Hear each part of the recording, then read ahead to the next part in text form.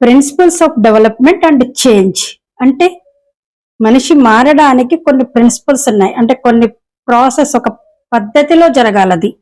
అప్పుడే అది మార్పు సరైన మార్పు అవుతుంది. అవునా?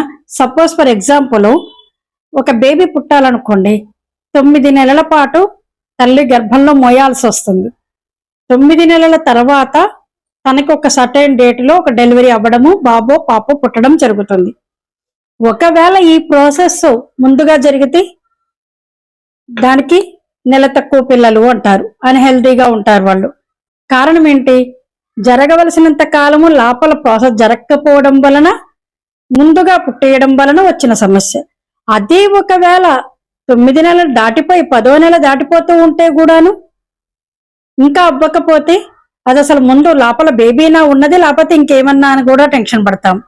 అంటే ఒక ప్రాసెస్ ఉంది కదా దేనికైనా, దానికి సర్టైన్ టైమ్ ఆఫ్ పీరియడ్ ఉంటుంది, ఒక ప్రణాళికతో జరుగుతూ ఉంటుంది. సపోజ్ ఫర్ ఎగ్జాంపుల్ ఇదే పుట్టిన బేబీ పెరుగుదల చూడండి, ముందు బోర్లా పడుతుంది. బోర్లా పడిన తర్వాత కూర్చోవడం, పాకడం, నిలబడడం, నడవడం, ఆ తర్వాత పరిగెత్తడం. ఇది ఎంత స్టెప్ బై స్టెప్ జరగాల్సిందే కదా. అలాగే మనం ఏ పని చేస్తున్నా కూడా దానిలో ఒక ప్రిన్సిపల్స్ ఉంటాయి, వాటిని ఖచ్చితంగా మనం ఫాలో అవుతూ ఉండాలి.